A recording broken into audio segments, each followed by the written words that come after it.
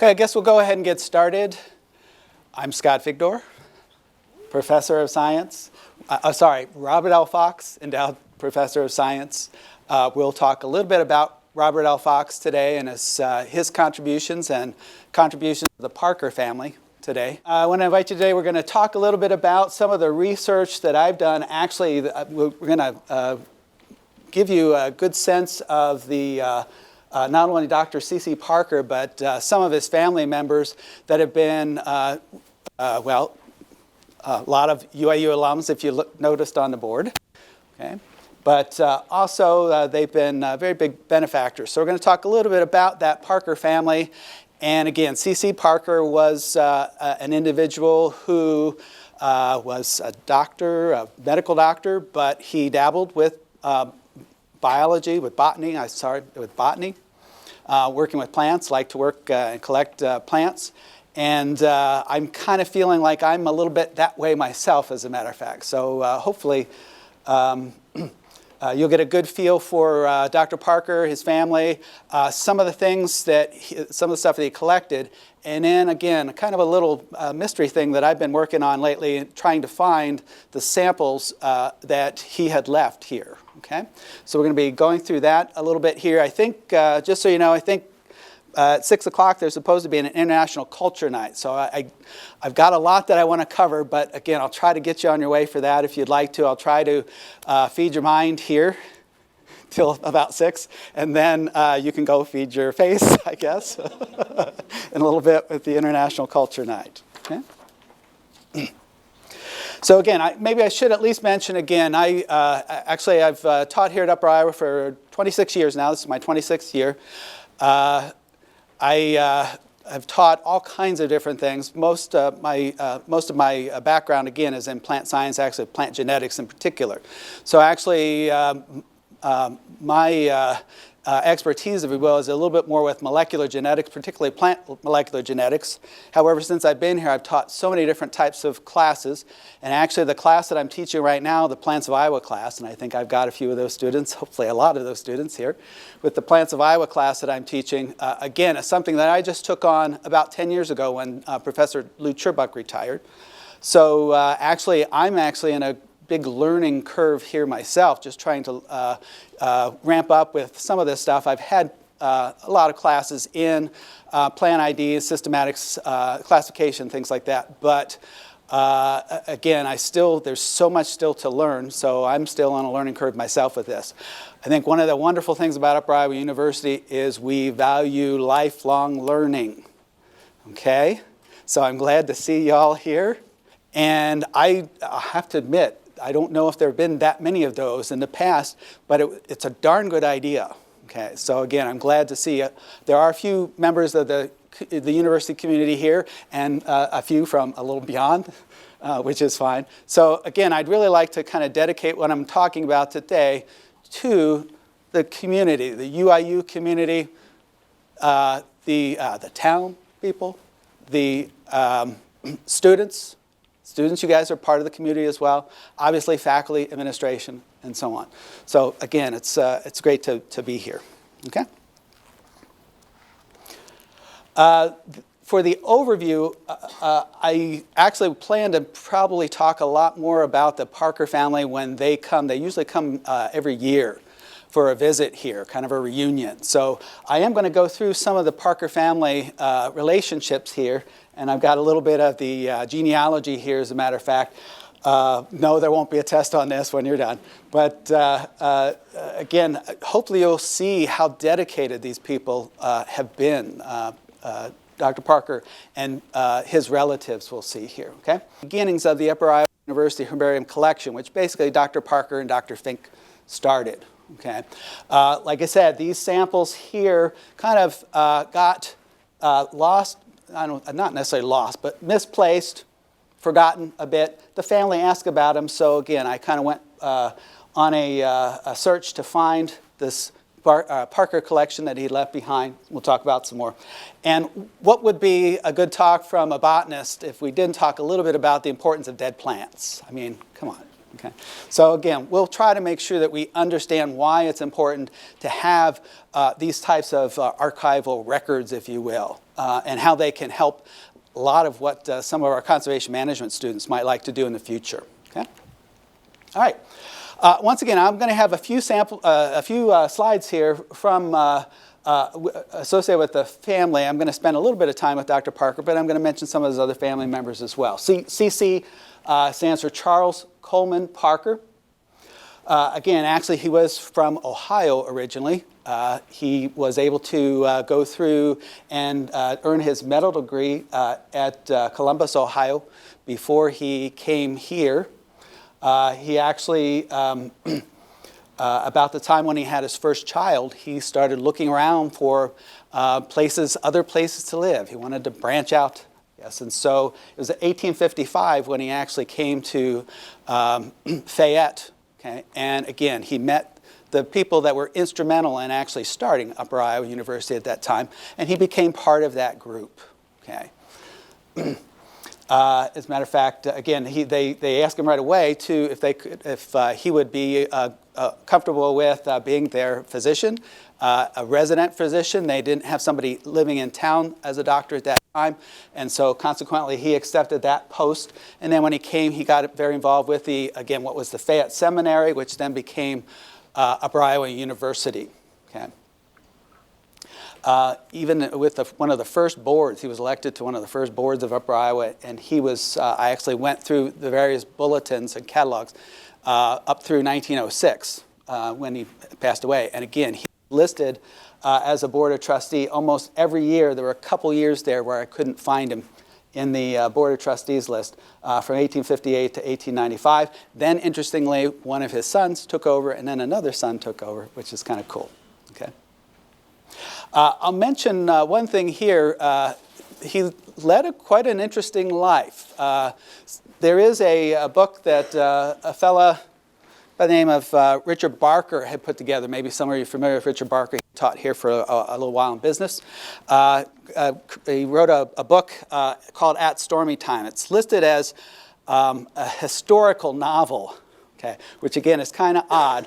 So when you read it, you got to be a little bit careful. There's a lot of accurate information in here, but then he would kind of go through stories as to how this might have happened, how this, say, Dr. Parker was thinking, feeling, things like that, which he probably didn't have any totally good records of necessarily.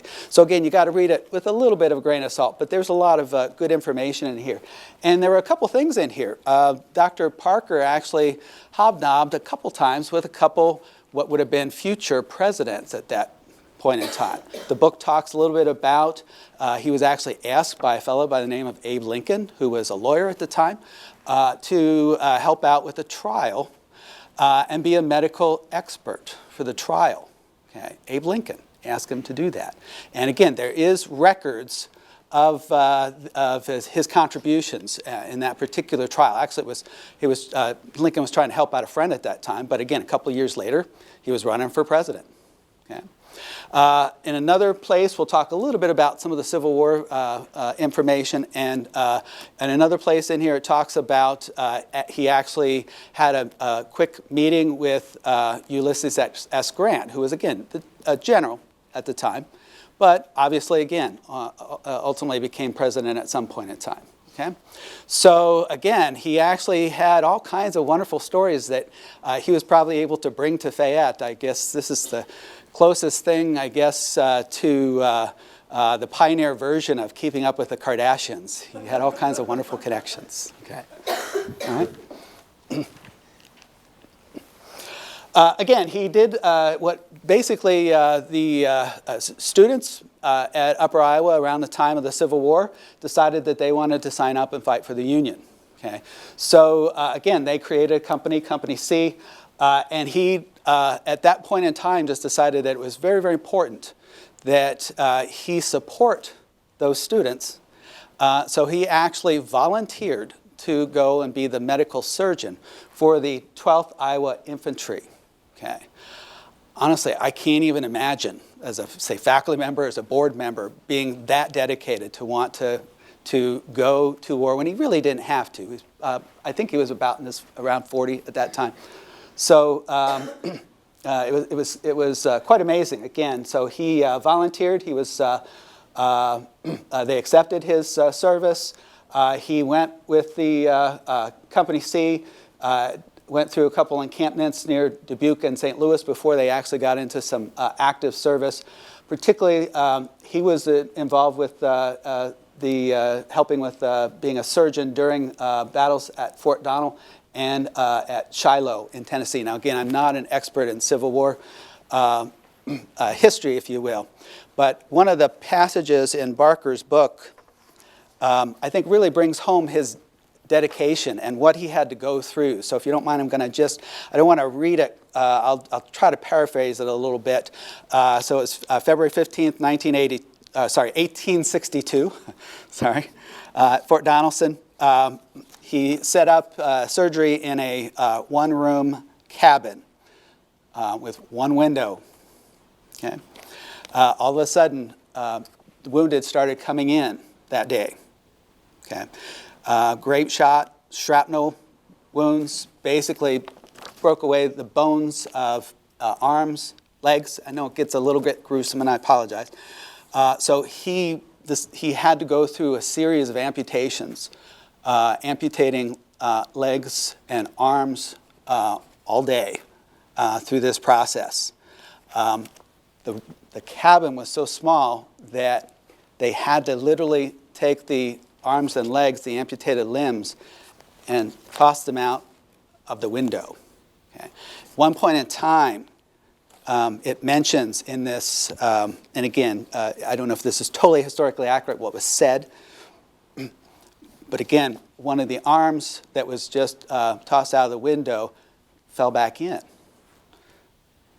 Okay. And his assistant, Finley, said they must be up to the window. The limbs must be up to the window. He picked up the limb and he tossed it out, tried to toss it out beyond the pile. Okay.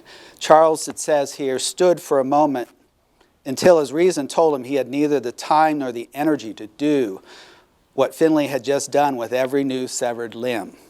He mechanically walked out the front door around to the stack of limbs. Brush was holding them by the window. Okay. Without considering what that pile was, he pushed limbs aside in order to make room for the next set that he knew he had to work with. So a tremendous amount of dedication. Okay, there's no way. Everything that I do for Upper Iowa or have done for Upper Iowa pales in comparison to just that one day of Dr. Parker's dedication to the students and the UIU community. Okay. Really amazing story. Not long after that, actually, he suffered from dysentery, again, which is just a very, I'm sorry, I get a little bit, I'm a scientist, so I've got to talk about gross things. Prolonged diarrhea, basically. Again, there are certain types of parasites that, again, it's very difficult to get rid of them.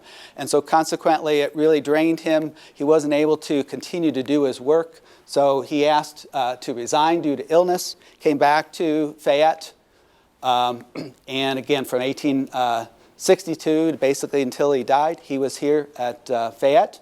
He continued to work as a town physician. We'll see. He actually went into business with one of his sons then. Okay?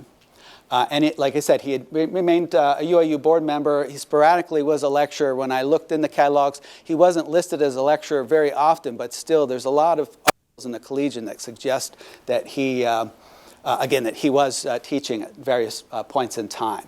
This just happens to be a picture of, again, the location where the Parkers actually had set up shop downtown on Main Street. You might see this building. It's renovated quite nicely now. But this is a shot of that building that was from, again, Parkers have a nice ancestry data online website, actually. Okay. A couple of things that Parker did plant-wise, okay, including the herbarium, if you will, is he actually got enlisted help of several students to plant pine trees, particularly white pine trees, throughout the campus. Now, of course, yes, we have this set of pine alley, if you will, that's here. Apparently, none of these trees are trees that he planted. I think he actually planted trees more to the west side of town, but again, some others might, historians might know a little bit better about that. Again, so he was involved with that planting process, and then this stone here that's actually kind of near the arch.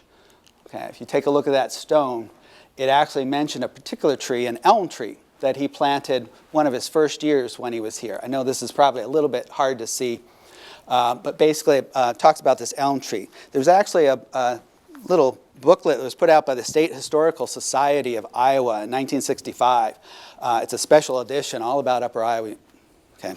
And so it goes through some of the history here. And actually, I need to thank Padre Lansgard, Terry Lansgard, for letting me borrow this book. It's been great. Okay. I just want to read a little passage in here. It mentions the first chemistry class began in 1858, was taught by Dr. C.C. Parker, head of the biology department.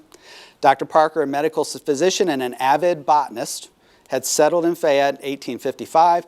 One day in 1858, during class, I guess, or right before class, Dr. Parker came into the recitation room and remarked, "As I came up through the woods from Lima last evening, I caught sight of a likely young sapling and decided to bring it home with me. I had no spade. The only tool I had with me was a pocket knife. By hard work with the knife and hand, by cutting and pulling, I finally got it out of the ground." How many of you have seen me do that before? Okay. I've just set it down by the west gate. So he planted it again near the spot of this stone. In 1965, that tree was still there. Okay. I did talk to Padre Lansgard. He doesn't remember it being there by 1970, so it might not have been there too much longer after that. But again, there's a stone to commemorate, again, that dedication that he had to beautifying the landscape. And again, I forgot to mention, this is your alma mater. Your alma mater talks about towering white pine trees. Those of you that get to graduate, you'll get a chance to sing that verse with me, okay, during graduation. And you will sing it. Okay. So C.C. Parker, again, had married Sarah Lakin. And again, some of these names, I want to catch on to some of these names if you can. You probably maybe heard of the Lakin Lab over in the library. Okay. So again, that was not Sarah necessarily, but again, it was her, I think it was her sister-in-law, I believe, okay, that the Lakin Lab was named for, I believe. Okay. Anyways, Cece and Sarah had 6 children. I think I mentioned William, the first child that they had was born the same year that Dr. Parker came out here to Fayette. And while he was actually here, back in Ohio, his first child died. Okay. So he didn't know till he got back what had happened. Okay. He had 5 other children. 2 of them, the ones that I have highlighted here again, didn't make it to adulthood. So I just wanted to pay homage to them and make you aware again. So his first child died very early. Again, he had 2 daughters, and unfortunately both of them passed away. One in 1870, again, died of what was referred to as winter fever, which is was probably some type of pneumonia. And Carolyn, who lived actually to I think her 15th birthday, she died of what was called consumption at the time, which again we now usually refer to as tuberculosis. Okay, so 3 out of his 6 children passed away. A rough life in those days. Again, they didn't have vaccines and so on for some of these types of things. Okay, 3 of his boys actually did go to adulthood, so I'm going to highlight those here. And actually, you can see all 3 of them were UIU alums. Okay, so they went to Upper Iowa. Daniel was graduated again in 1879, and he became a minister.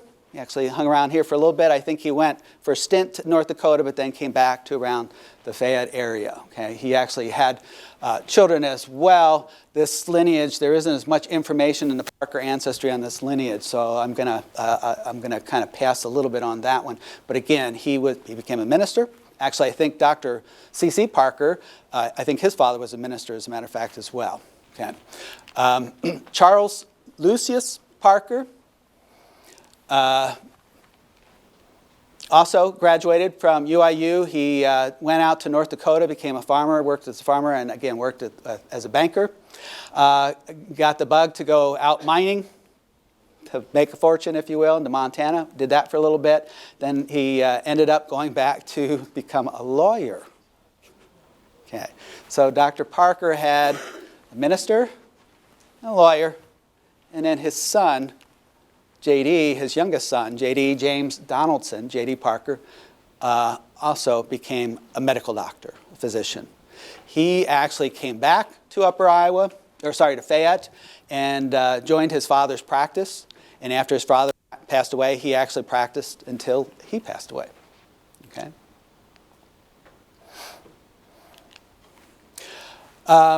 J.D. Parker actually married a local woman by the name of Nellie Clemmy.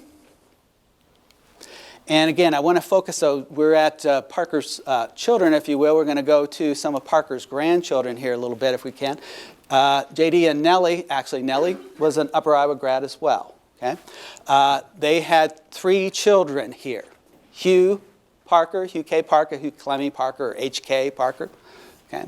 Dorothy Lakin Parker. Again, middle names very often happen to be the last names of their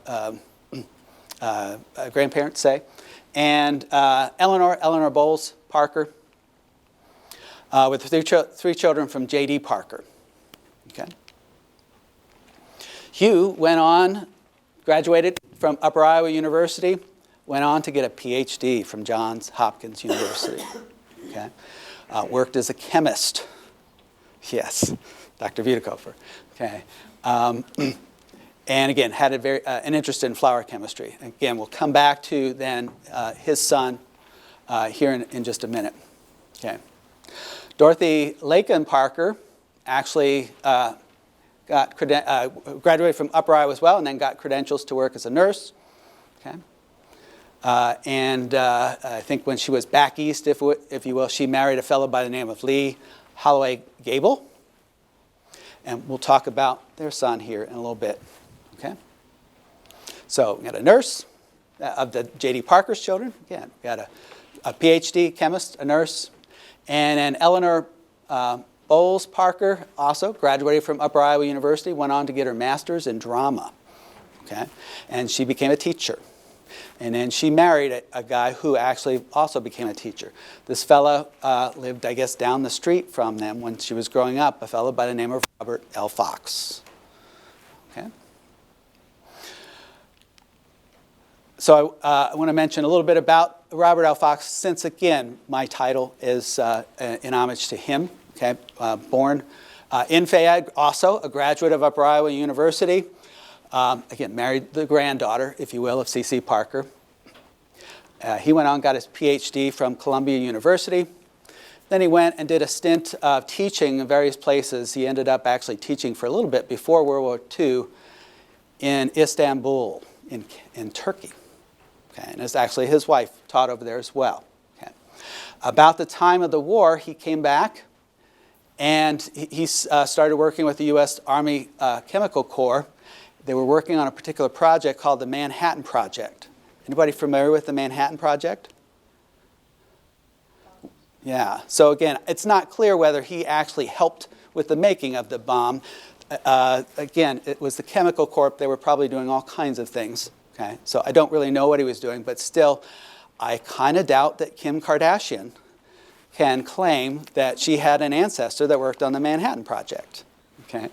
So again, just an amazing wealth of things that these individuals were involved with. Okay. Actually, Eleanor and Robert didn't have any children, but Hugh and Elizabeth, again, had I don't know, I want to say 3 or 4 children. I think maybe 4 children. One of them, who actually I've been in contact with while I've been putting together this talk. Okay. Again, his name is also James Donaldson Parker. You'll notice his father wasn't the senior, but there was a J.D. Parker in their family, so sometimes you'll see him going as J.D. Parker Jr. Okay. Again, graduated from Cornell, Columbia University, and he also turned out to be a physician, Dr. J.D. Parker, internal and nuclear medicine. Okay. He is retired now, but he's a nice gentleman. He comes back every year, okay, to Upper Iowa. Then again, the pairing Dorothy and Lee, again, I don't think Lee lived very long, but they had one child by the name of Thomas Parker Gable, okay, who's, again, a name that you'll hear around here a lot as well. So you hear about the Foxes, the Gables, the Lakins, the Parkers, okay. Again, he did attend Upper Iowa for a bit, but then he was interested in engineering, so he actually went to Iowa State as well.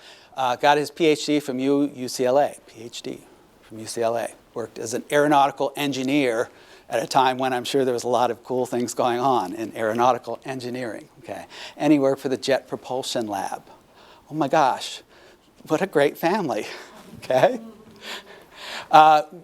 Now we have some of these individuals also, and again, some that I haven't shown you here, also have children as well. So again, we've been in contact with the great-great-grandchildren. I don't have them listed up here, but they're still very, very interested in what's going on, and they're the ones who kind of came to me and said, hey, you know, I thought our great-great-grandfather had a herbarium collection. Where is it?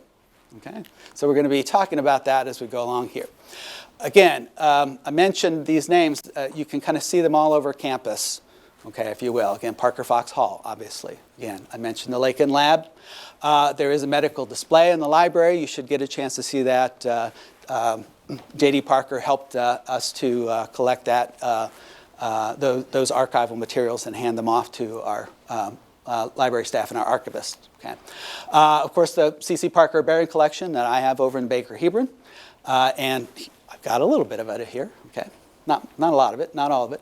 Okay, Thomas Parker Gable and Helen Gable actually contributed to the Rec Center. Their name is over there somewhere, I believe. Okay, and also, again, several of the scholarships, again, that are given out for science majors, again, several of them are in honor of Thomas Parker Gable and Helen Gable. And again, there is a scholarship as well for J.D. Parker and Nellie Clemmy Parker. Okay, and of course, they have contributed to this Robert L. Fox thing that I'm pleased to be a part of. Okay. Okay, so we want to talk a little bit about making a herbarium. Here's where the students in my class probably need to pay a little bit more attention. We will be getting into some of this as we go along. But again, herbarium collection of preserved plant samples. Lots of times you'll try to collect all of the plant if you can. If you can't, then if a big tree, for example, then you collect a limb or a branch, say, and strangely enough, you slap it on a piece of paper. Okay, glue it on a piece of paper. It sounds a little strange, but I've got tons of them over there if you want to see them. All right. Very often, additional information companies, the sample, will see with some of these C.C. Parker samples, not all that information was always necessarily there. Okay. Again, somebody who works at, Vicki Funk, who works at the U.S. National Herbarium, wrote a small paper in 2003, listed 32 uses for an herbarium. Why would you want to have a bunch of dead plants? Okay. And again, I looked at that list and I kind of boiled it down to four major things. I'm going to focus a little bit on, again, this archival piece, knowing that a certain plant inhabited at a certain location at a very specific point in time, okay, helps us to know if it was here 100 years ago, 140 years ago, and it's not here now, again, the things that have changed from that standpoint. Or can we go out and look for it? Maybe it is still there somewhere. Okay? So again, having archival or historic information, usually you need to include that information. Sometimes the samples don't have all that information because they might be for different purposes. You can use samples for research purposes. You can actually take little snippets of plant material from these herbarium samples and do a little DNA work with it if you want to, which sounds fun to me. They're teaching samples, and again, a lot of what Dr. Parker collected, probably he collected from the standpoint of, again, teaching and educational purposes. So again, we've focused a lot on this. Is it a teaching collection that we have, or is it an archival collection that we have? Is a little of both. Okay. Of course, they're beautiful. Okay, they're absolutely beautiful. I think I probably talked to, I think Alyssa, you're here, right? I think I've talked to you once before. Oh, we should stick these into the, we should display these somewhere. They're just really beautiful. So that's another very excellent purpose, if you will, for herbarium. I'm going to just go through a little bit about the collection process. I'm going to walk through this fairly quickly. When you take a plant sample, again, you need to collect the plant sample. Again, dig it out of the ground like Parker did, if you will. Try to go through a process of pressing, drying that plant sample, getting all that moisture wicked away from the sample so that it doesn't get crumbly, if you will. Okay? Mounting the plant sample, sticking it on that piece of paper, okay? And then finishing it off, making sure it's attached firmly, and labeling the sample. Again, had a little bit of help with some of the pictures here. Actually, I think Nicole Jones in class helped with some of these pictures, and again, Linda Figdore helped with a few of the others. Okay.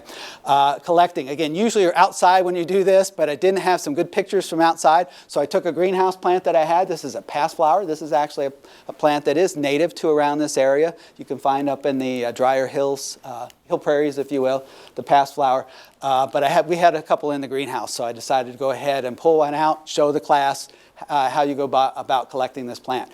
Getting rid of as much soil as possible. If you have water available nearby, or you bring some water along, you can kind of rinse the roots off. Try to get as much of that soil and mud off of that as possible.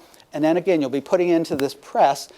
Usually we're just using newspaper from that standpoint. So the plant press, if you will, again, typically consists of basically some corrugated cardboard, a few pieces of blotting paper, and then again, usually use newspaper, and then of course you have your slatted lath press, if you will, to kind of squeeze together all of that blotting material to wick the moisture out of the plant that you're going to be drying. There's, again, to be really artistic about it, you take your time, place the leaves just so as you're going to press them down. Place the flowers just so. Push the petals back so you can see all the nice little stamens and anthers so that people can count those. Okay?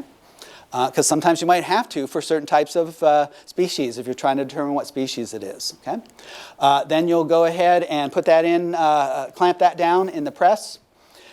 Usually you leave that sit. It depends. Okay? Some material dries out a lot quicker. It might be in a few days. Others, I know I've had some samples that I've left in for maybe a month or a couple months to really dry them down thoroughly if they have a very waxy coating on them. Okay? Once they're nice and dry, again, you'll take the sample. It's a little bit maybe harder to see. Maybe I'll turn the lights down a little bit more here now that we're done with the genealogy. Oops, that was too far. Okay. There we go. That'll work, maybe. Again, this is just a little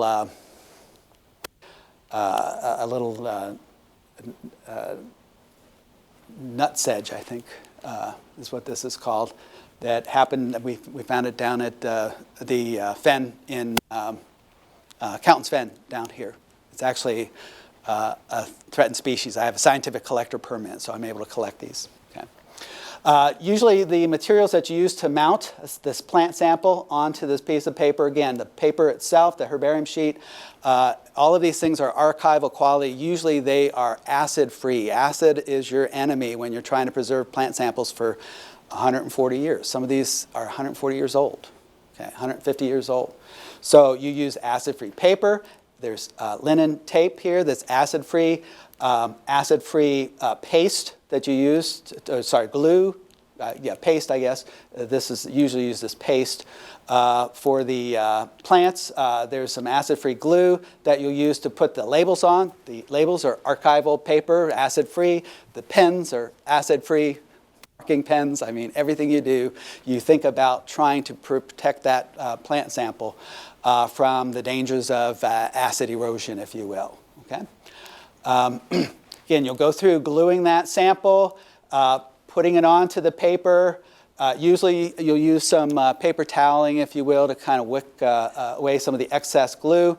Put a piece of wax paper down, and that wax paper, again, when you put the weight on, again, won't stick to the sample. You'll be able to kind of peel that up if there is a little bit of excess glue there. Okay?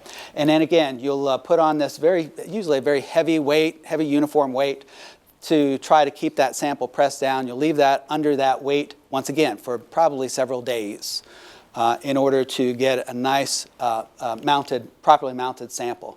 After that, sometimes there might be some places you've got to fix up and make sure, particularly if you are trying to take samples from something like a tree. Again, usually you want to be able to clamp those down a little bit more than just the glue. Sometimes the glue will come apart a little bit with some of these things. So you can actually use, again, this linen tape. You wet it down, moisten it down a little bit, and you can usually glue the ends of stems, if you will, of twigs. And then again, literally you can use a needle and thread and actually sew some of those larger stems down, just to keep them held onto that paper. Okay. Again, this shows you a little bit of where a couple of adhesive tape up here, and again the sewing down here to kind of keep this American elm in place, if you will. Okay. And then the fun part, you get to teach about it. All right. Okay, we're going to talk a little bit, now you know how to make samples. We're going to talk a little bit about some of the samples that Dr. Parker made. Again, he was probably most interested in teaching collections, so he doesn't have a lot of archival information on most of his samples, or what we think are most of his samples. Okay, it was, again, what we call an avocation, a hobby. It was a hobby of his, more so. Yes, he was teaching some of the botany, but again, actually collecting all these things was a bit of a hobby for him, and he kind of went crazy with it. He collected about 500 samples. Okay, many of the samples that he collected actually had medicinal or homeopathic uses. I think one of the lists that we put together for some of the signed Parker samples, again, if you want to see it again, has information on some of the medical uses for some of these things. So I might mention it for one of these here. Again, this is actually a really nice little sample that, again, is probably his. We'll be kind of showing you how we kind of figured some of this stuff out here. Again, what's called the showy lady's slipper, again, likely collected by him probably somewhere in around 1870. Okay. The Collegian actually had a nice article that documented some of the work that Parker did. And I'm going to just read a little snippet from this particular article here that kind of talks a little bit about how this was really a hobby for him, and how he really liked and enjoyed this. A woman by the name of Bessie Alderson wrote this. In the earlier times previous to 1876, Dr. C.C. Parker collected and classified 500 herbaceous plants in this vicinity. He claimed no great scientific knowledge of the subject, but having been aroused to an interest in the matter by his mother, he was afterwards persuaded by her to study with a physician in the neighboring village who gave biweekly lectures on the rudiments of botany, a little bit about plants, if you will. Okay. This is kind of interesting. I love this little passage here. Whenever a new plant came to his notice, it invariably accompanied him home and found a resting place in the press, to be finally transferred to his herbarium. He says that those plants which he has studied, he soon came to regard as old friends. And one of their kind seemed like a familiar face, while the new ones, he felt he just must become acquainted. Who writes like that? Oh my gosh, isn't that wonderful? Okay, absolutely fabulous. Okay, but again, hopefully you get it. He was a medical doctor, but this was the fun stuff that he did on the side. Okay, he did such a good job with this that he was able to take his collection. Apparently, again, it's listed in the same Collegian article. Was able to be displayed at the National Centennial Exhibition. So again, the 100 years anniversary of U.S. being a country, if you will. They had a nice little fair, if you will, or exhibition. And he reportedly took his collection to the fair. Again, that collection probably he collected between about 1860 and 1876, obviously, again, before the centennial. He might have collected some things after that, but again, it's not clear. So again, most of the collection where he doesn't have it dated, I'm kind of just going with, it was probably collected somewhere around the time of 1870, if you will. Okay. It is also reported in here that Dr. Parker donated his collection to Upper Iowa in 1900, okay, which is kind of interesting. I just had J.D. Parker, the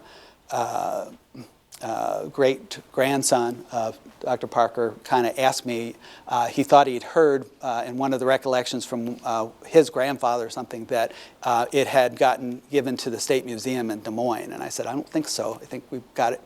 I think it's listed here, that we've got it. Okay. Again, so his collections really were more teaching collections. They didn't seem to have as much information, apparently. And so it wasn't until another fellow by the name of Bruce Fink came along after Dr. Parker. He was still here. He was still working as a physician. He was still on the board, actually, when Dr. Fink came. But Dr. Fink was actually a real botanist. And so his interests were in being able to archive, document these plants. So he collected these plants, and he used Dr. Parker's collection as kind of that jumping off point, if you will, to create a collection that he was able to report in scientific journal, okay, which is pretty cool. So again, he used that as a collection. Once again, if you don't mind, I'm going to just read another little passage here from his paper oh boy, I got this wrong. I got it right, I got it up here, 1896, it's not 1986. 1896, okay.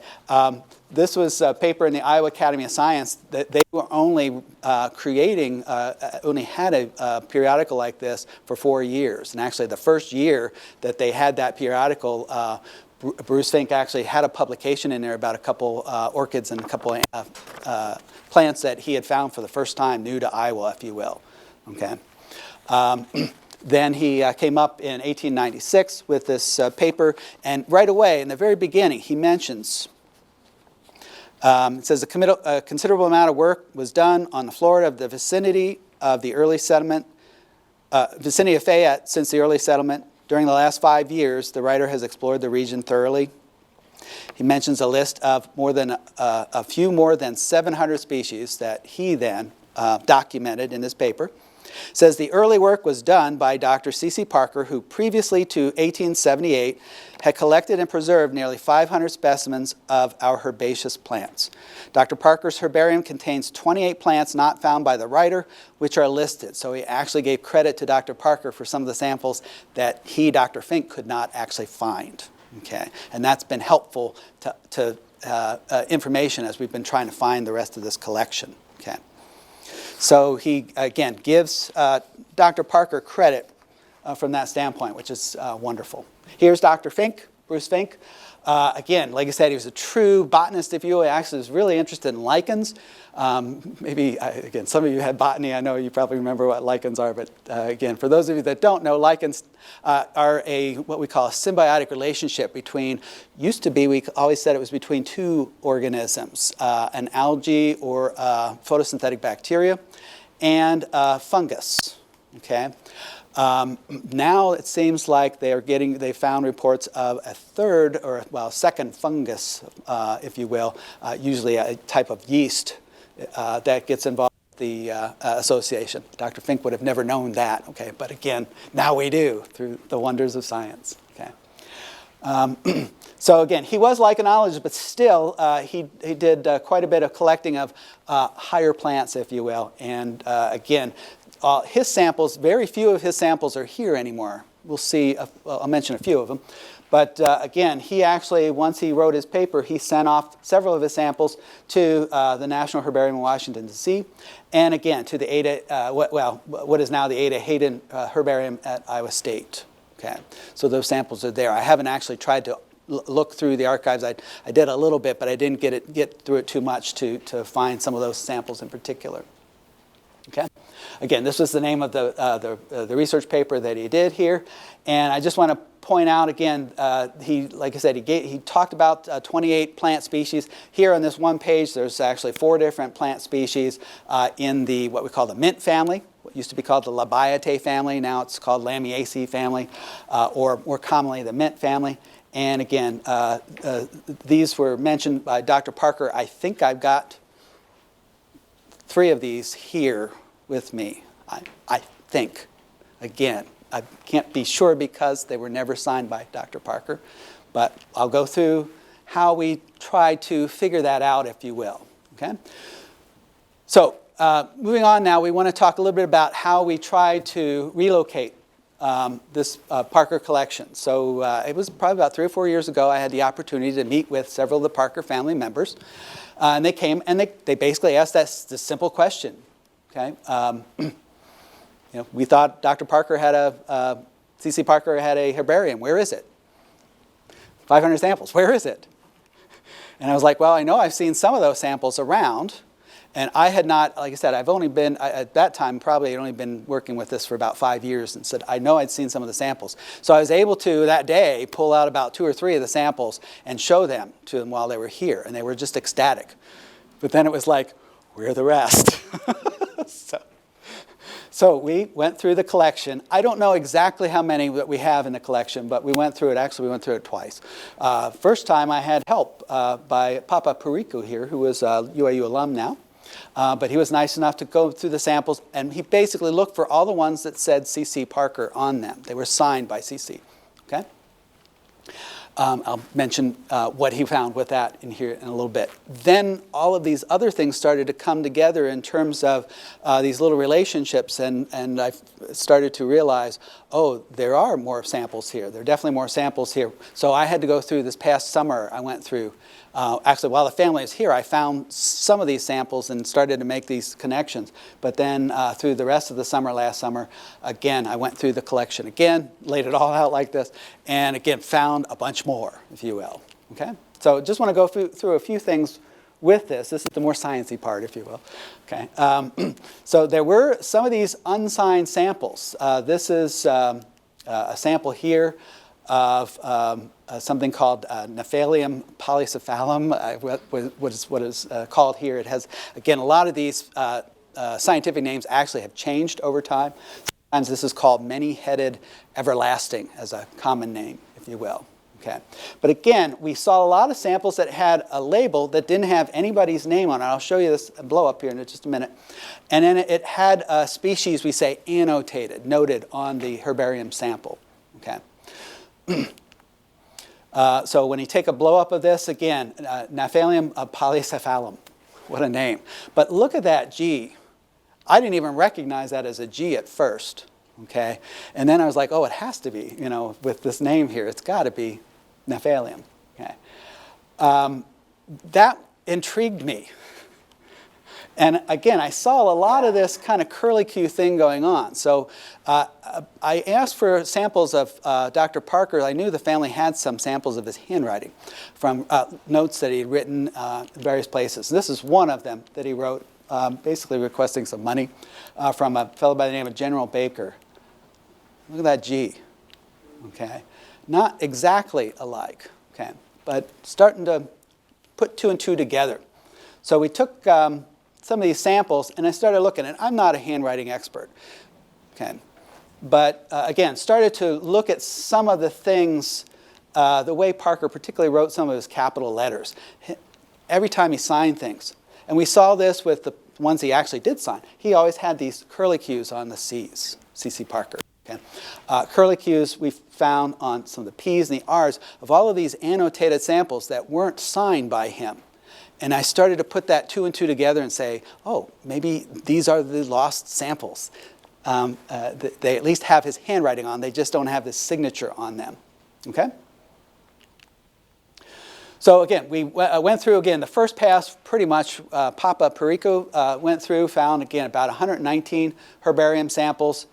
The ones that were signed by Dr. Parker, and then they had this label on. I'll show you a couple of these in just a minute.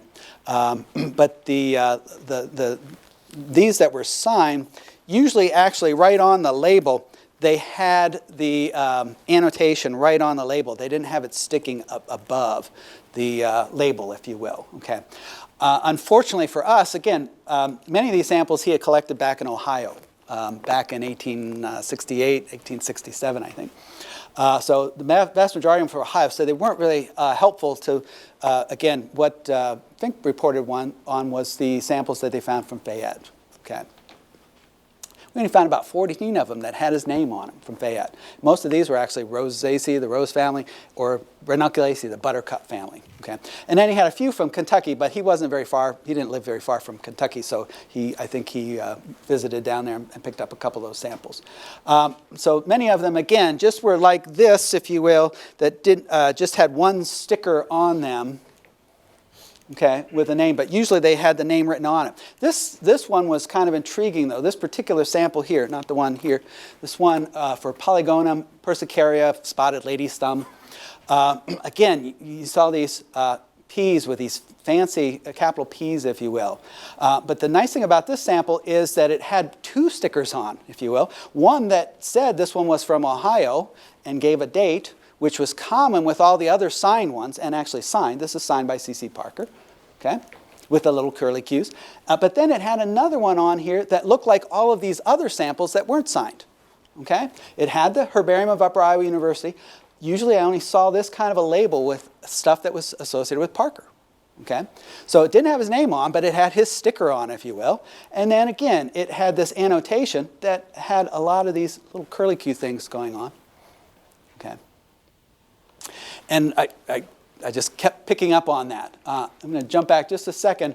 I mentioned this one here. Even though that letter I just showed you didn't show that G very well, I've got another handwriting sample. Unfortunately, it's a list of deaths from the 12th Iowa. Okay, but it has, again, George on here. That G on here looks exactly like that. And we know that he wrote this. Okay, so again, like I said, I'm not a handwriting expert, but it seems like the Fink's paper and these types of clues, again, really kind of put some of these types of things together. Actually, it mentions here, he might even written here, this was this plant, many-headed everlasting, is used to used as an herbal medication, if you will. It's used to cure all kinds of things that can ail you, things like flatulence, diarrhea, colic, okay, and so on. Okay, it's just one of the great remedies. Okay, but again, that's some of the medications that they would have had back in that day, if you will. So this sample really clued me into going back and looking at the rest of the collection of the unsigned stuff and finding it. 284 samples. Again, so we're looking for 500. We found 119 that had his signature on, but so far we found 284 samples, almost 300 samples, that didn't have his name on, but again, had all of these kind of key signatures that are saying, or earmarks that are saying this is probably Parker's information. Okay. Again, here's one. I showed you that showy lady slipper. Here's the label from that. Again, has the Herbarium of Upper Iowa University. Has, look at that curly QC, just like C.C. Parker signs his name. Okay. Again, not total proof, but again, there's a lot of it seems to have built up to some extent. Okay. In addition, then, we also tried to look for samples that were signed by Fink to see, because at first I thought when I saw some of these unsigned samples that they were Fink's samples. And that was his writing. I didn't have a handwriting sample for Fink except for on these samples. They definitely look different. The handwriting you'll see definitely looks different. So we found another 98. We didn't find all 700 that Fink had collected, okay? But we found quite a few of them, again, that were associated with Fink. Okay. They had a different label on. He had his own little label. From that standpoint. And again, his handwriting characteristics are the same. Here's two samples of the same plant. This is Cacalia suaviolens. I don't know, I think it goes by the name of false Indian plantain as a common name, I believe. But one was most likely collected by Fink. One we think now is most likely collected by Parker. If you look at their handwriting associated with it, again, the Parker one, you see that label, Fink's label, different from that. So Fink actually didn't sign it either, but at least he had his name on the stamp, if you will. That C, not any hook on it, like Parker's. Okay. This S, it's a little bit hard to see, but it's probably a little cursive lowercase s. Again, Parker had more of a curlicue printed S, if you will. And again, these Fs, every time I see them, they're so different. Now, this is back in the letter. I don't have his signature on here, but and the Fayette on here. But again, you can see these Fs and these Is are very, very different. Okay. So again, it's doubtful that this was signed by Fink. These were probably Parker's samples, long lost samples. So about 284 we were able to find. Okay. When we looked at Fink's paper and tried to match up things, again, all of a sudden things made sense. Okay, here's just from Fink's paper again, some of the 27 samples that were in the mint family, and all the ones that are starred, they're all up here. Some of them actually are Fink's, some of them are probably Parker's samples. They're all 19 out of 27 of them. We don't have them all. Okay, but we have a good load of them, which is great. And again, some of these are the ones that were said only Parker collected. Fink didn't collect those. Okay. There was some examples of collaboration. I'm going to speed this up just a little bit here. There's some examples of collaboration here. I'm just going to show you this one sample that again here's a Fink sample, but here this one is Parker's, but this is Parker's writing, but he wrote on here Fink's name. So this was probably Fink's sample of this goldenrod. Okay, Soldado goldenrod. Okay, and it's got a date on here that really Fink would have collected and not Parker. But Parker was still around at this time period and probably penned a few of these off for him. Okay, and didn't take credit for him, even though it had his label on, if you will. Okay. So again, definitely some collaboration that went on between the two, because they did overlap, at least in the time frame here. Maybe not, they weren't teaching maybe at the same time. Okay.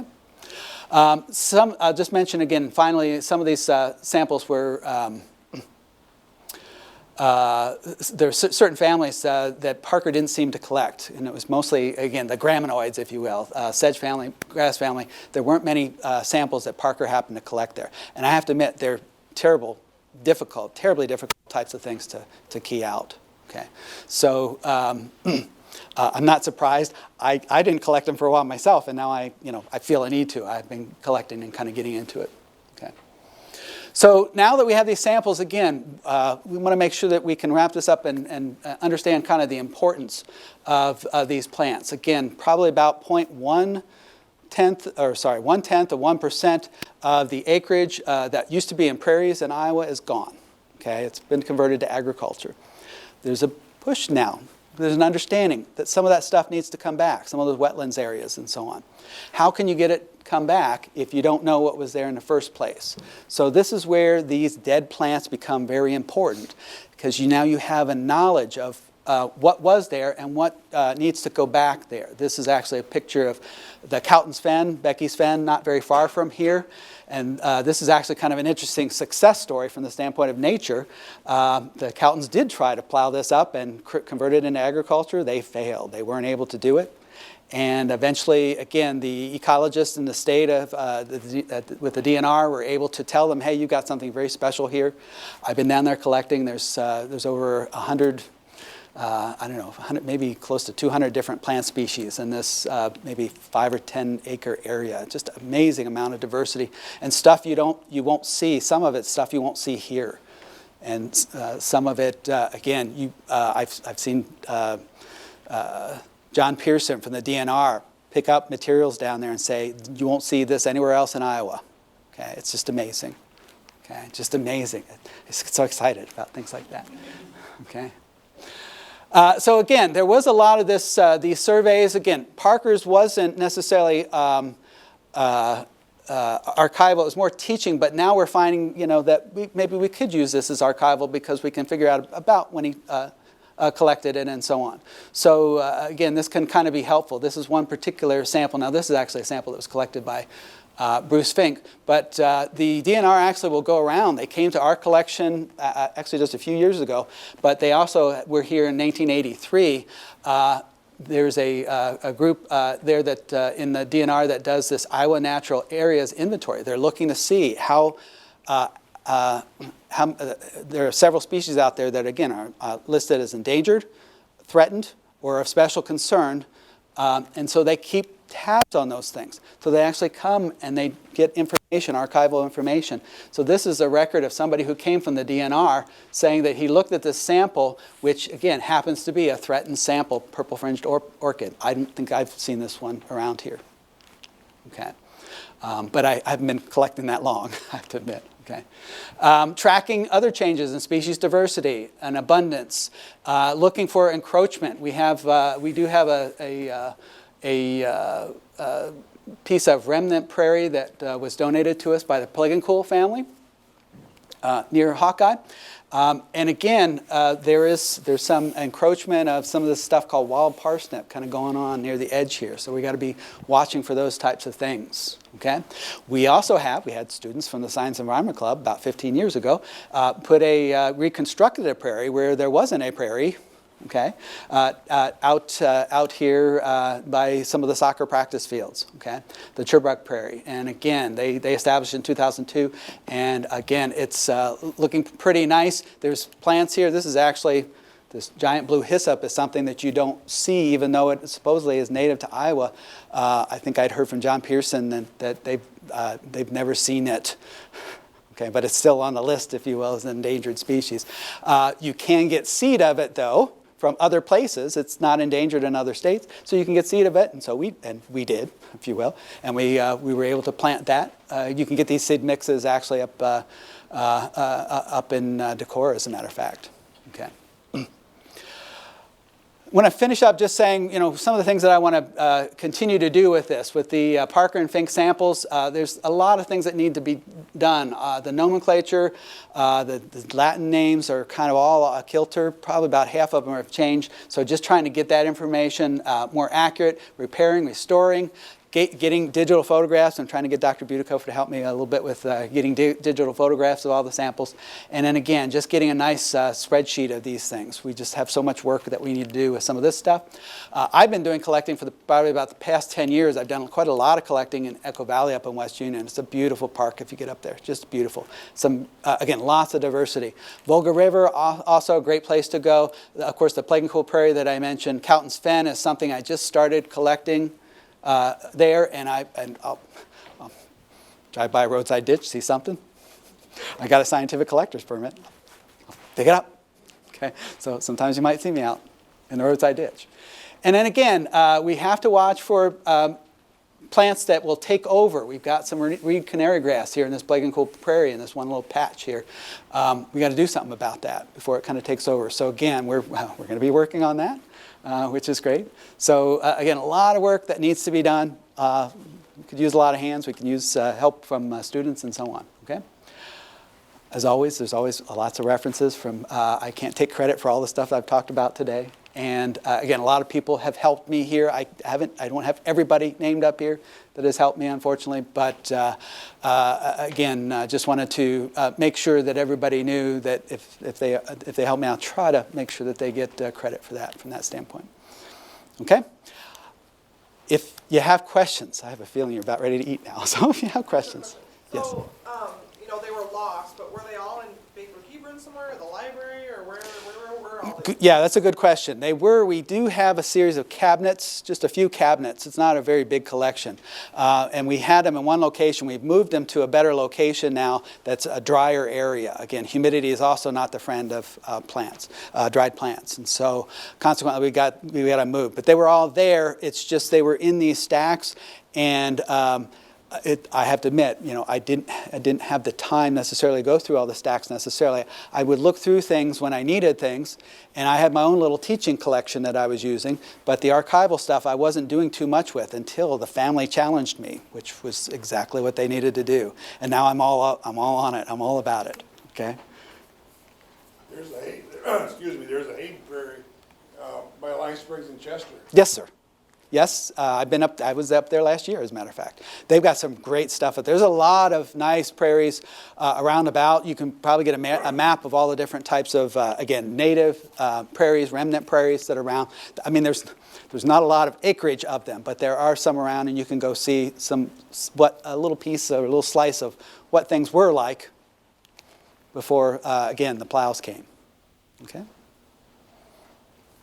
I'm interested a little bit of like taking some of C.C. Parker's collection and then looking at a plant that still exists today to see how it has changed or what has changed on it, environmental and so on. And have you guys done that in class right now? I have not done that in a big way. I did. I have collected, say, for example, a butterfly milkweed, those nice little orange flowers you'll see in July sometimes on the roadsides, and I think we still have some out here by Andrews. Anyways, I've collected a sample of that and put it beside the Parker sample. There does look like there's differences in the size or lengths of the leaves, the number of leaves, if you will. Looks a little different. Now, it's just one plant and one plant. That's not a good statistical sample. But yes, I think probably you could look at those types of things and see differences and changes over time. Doesn't Iowa State have a very large herbarium too? Huge. And so then I don't know, my non-science brain, my art brain, thinks, okay, now I want to compare all of these and just see the differences visually, what is happening to these, especially like with past and present. Mm-hmm. Which I find interesting. I think a lot of herbaria are going to digital, and I think that's what we like to do if we can. I'm probably going to need some help to do that. Again, I'm not, the photographer extraordinaire, so I've tried to get Dr. Butikover in, but we probably even need more help because he's got a lot of things on his plate too that he's working on.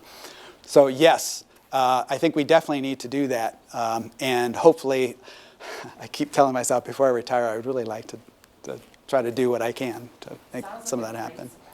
So I've been thinking about that. You let the cat out of the bag. I'll take it with you. Anything else? Sorry, Gail, yes. Can you talk a little bit about, you have a collector's license, how?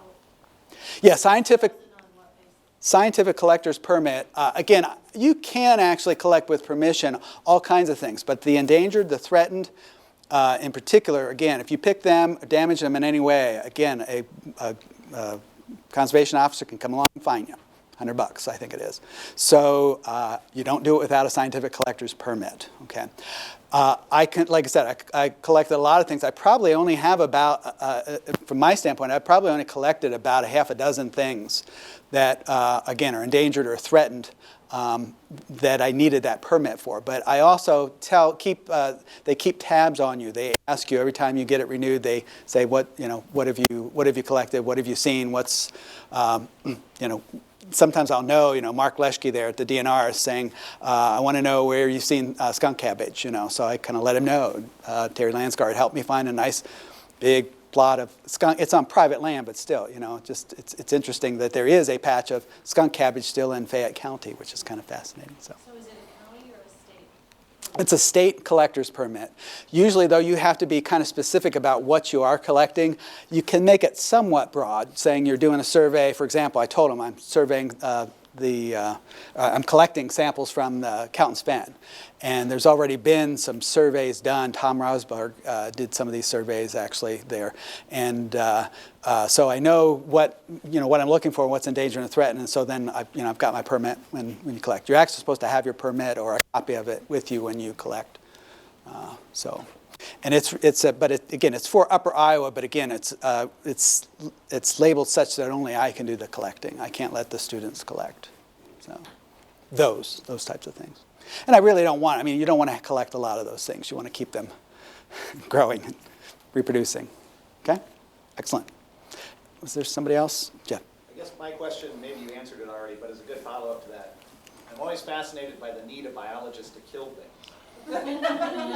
So you mentioned the collector's permit and that sort of thing. So when you're picking that endangered, threatened species, do you ever stop and think, should I be picking this, or how do you balance that, the need to keep it in nature and that sort of thing? That's a good question. That's a really good question. Part of what I do with my collector's permit is I will say that I won't collect if I don't see at least 20 in that area. And it's kind of a, kind of general rule of thumb. So yes, I've been in places where it's like, I'm trying to do the survey in Echo Valley, and I see this little patch. I've only seen one little patch of marsh marigold there, and it's such a beautiful plant, and I want to collect it. And there's only about 3 or 4 of them there, and I'm just like, oh, I know there's a bunch of it down the road that I could collect, but I want to have the record of it there at Echo Valley, and I can't collect it.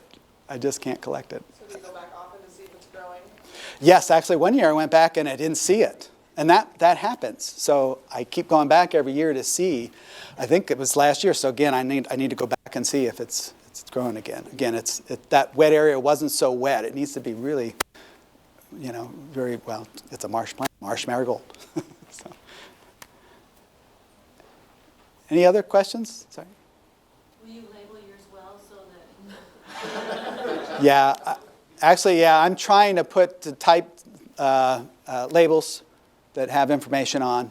I really hope that 200 years from now, somebody's going to be able to have them and look at them. I don't know. Like I said, I haven't been doing this very long, but I really hope that, somebody is going to be teaching here at Upper Iowa and showing my samples. That'd be great. Yes. Yeah, Becky. With the Parker samples, were those done on acid-free materials, or was that realized at the time? Boy, that's another good question. I really don't know for sure. I don't know the materials well enough. I have a feeling that probably they were as archival quality at the time as possible, but I don't know for sure, to be quite honest with you. The paper during that time would have been much better quality than 1920s. Yeah, they probably didn't have quite the acid in the processing. Do you have a favorite from the collection? From the Parker collection, I don't know. I really like the Cypripedium reginae now is what they call it, the showy lady slipper. Again, that's just a gorgeous thing, and again, something you usually don't see around here very much. But of my own collection, I'm fond of my twin leaf, again, which is a threatened species that I found up in West Union. It was there. I didn't find it, but nevertheless, I was able to collect it. And yes, I felt a little guilty, but there was at least 200 plants there, so I was feeling good about that. He talks about cannabis sativa quite a bit too. So. I don't collect that, although I do have a sample to show students because they're going to be conservation officers. They're going to be going out into the woods, and they need to know what that looks like. So yes, I do have some cannabis over in the herbarium. Well, it's nice and dried. No, nobody's going to use it. Nobody's going to curl it up and light it up. No way.